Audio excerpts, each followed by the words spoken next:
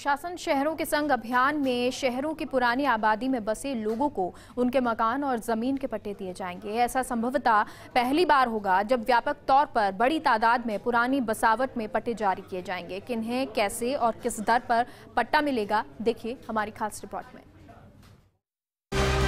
प्रदेश के शहरों में पुरानी बसावट क्षेत्र में कई परिवार बरसों से बसे हैं। ज्यादातर लोगों के पास अपने मकान या जमीन के दस्तावेज के तौर पर पारिवारिक बंटवारानामा, वसीयत, रजिस्ट्री, हक त्याग प्रमाण पत्र, बिजली और पानी के बिल, गृहकर की पुरानी रसीदें और पूर्व राज परिवारों के दस्तावेज हैं। लेकिन जिस जमीन पर ये लोग बरसों से रह रहे हैं, उस जमीन का इन लोगों के पास सरकारी पट्टा नहीं। इसके चलते इन लोगों को अपनी संपत्ति के आधार पर बैंकों से लोन भी नहीं मिल पाता है। 2 अक्टूबर से शुरू किए जाने वाले प्रशासन शहरों के संग अभियान में इन परिवारों को न केवल अपनी जमीन का पट्टा मिलेगा, बल्कि उनके निर्मित क्षेत्र का भी पट्टा दिया जाएगा। नगरीय विकास मंत्री शांति धारीवाल के नेतृत्व में अधिकारियों के चले मंथन के बाद पट्टा देने की प्रक्रिया प्रस्तावित की गई है। आपको बताते हैं कि शहरों की पुरानी आबादी क्षेत्र में किस प्रकार पट्टे दिया जाना प्रस्तावित है। पुरानी आबादी क्षेत्र की परिभाषा में शहरों का पर कोटा या 4 दीवारी क्षेत्र और पूर्व राज परिवार की निजी स्वामित्व की भूमि पर बसावट शामिल है। ग्राम पंचायत का आबादी क्षेत्र जो नगरीय सीमा में आ गया है, 1981 के नियमों के तहत भूमि रूपांतरित कर बसाई कॉलोनियां शामिल हैं। ऐसे क्षेत्र में बसे लोगों को 2 तरह के पट्टे जारी किए जाएंगे। इमारत जिस भूमि पर बनी है, उस पूरी भूमि का कॉमन पट्टा संबंधित निकाय की ओर से जारी किया जाएगा। ये कॉमन पट्टा उस इमारत के विभिन्न हिस्सों में रहने वाले या कब्जाधारी सभी हितधारकों को दिया जाएगा। इस कॉमन पट्टे में सभी हितधारकों के नाम शामिल होंगे। ये एक पट्टा सभी को दिया जाएगा। जिस किसी भी व्यक्ति का उस इमारत में मकान, कमरे, दुकान आदि हैं, तो उसे इस बिल्टअप एरिया का पूरक पट्टा भी जारी किया जाएगा। अभियान में पट्टा लेने के लिए ये जरूरी होगा कि संपत्ति के सभी हितधारक संबंधित निकाय में आवेदन करें। इसके लिए एक हितधारक को पट्टा लेने के लिए संबंधित निकाय में लिखित सहमति देनी होगी। पट्टे के लिए प्राप्त आवेदन पर निकाय आपत्ति और सुझाव मांगने के लिए सार्वजनिक विज्ञप्ति जारी करेगा। विज्ञप्ति के माध्यम से प्रकरण में आपत्ति और सुझाव लेने के लिए 7 दिन का समय दिया जाएगा।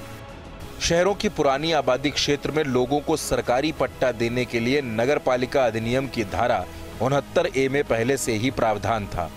हाल ही में ऐसा ही प्रावधान नगर सुधार न्यास अधिनियम और विकास प्राधिकरणों अधिनियमों में भी किया गया है। इसके लिए हाल ही में विधानसभा से संशोधन विधेयक पारित किया जा चुका है। इस क्षेत्र में बसे किन लोगों को पट्टा लेने के लिए क्या शुल्क देना होगा, इसको लेकर नगरीय विकास विभाग और स्वायत्त शासन विभाग की ओर से कैबिनेट की स्वीकृति के लिए भेजा जा चुका है। आपको बताते हैं कि पट्टा देने के लिए क्या दरें प्रस्तावित की गई हैं।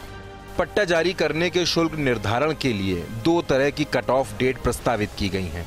जिन लोगों के पास कब्जे के तौर पर 1 जनवरी 1992 से पहले के पारिवारिक बंटवारानामा, वसीयत, रजिस्ट्री, हक त्याग प्रमाण पत्र, बिजली और पानी के बिल, गृहकर की पुरानी रसीदें और पूर्व राज परिवारों के दस्तावेज आदि हैं, ऐसे लोगों को आवासीय पट्टा 10 रुपए प्रति वर्ग मीटर, मिश्रित भू उपयोग का पट्टा 25 रुपए और कमर्शियल भू उपयोग का पट्टा 50 रुपए प्रति वर्ग मीटर के अनुसार देना प्रस्तावित है।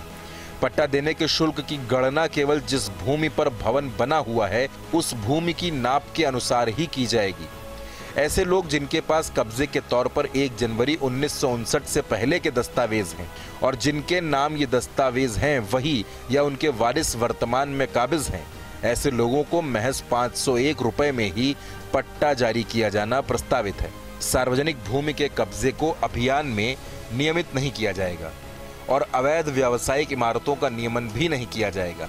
किसी परिसर में सार्वजनिक उपयोग की भूमि जैसे पोल, चौक व अन्य स्थानों को पट्टे के साथ जारी नक्शे में ओपन स्पेस अंकित किया जाएगा।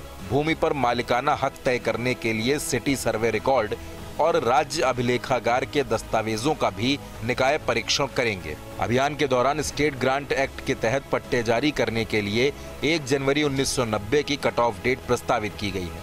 अनुसूचित जाति और जनजाति के परिवारों के लिए ये कट ऑफ डेट 1 जनवरी 1996 प्रस्तावित की गई। पुरानी आबादी क्षेत्र में पट्टों से वंचित प्रदेश भर के लाखों परिवारों को राहत देने के लिए समस्त प्रक्रिया, नियम शर्तें और शुल्क प्रस्तावित किए गए हैं। नगरीय विकास विभाग और स्वायत्त शासन विभाग की ओर से इस बारे में कैबिनेट मीमो भेज दिया गया है। स्टेट कैबिनेट की मुहर लगने के बाद इसे औपचारिक तौर पर लागू कर दिया जाएगा। Abhishek Srivastava, first India news, Jaipur.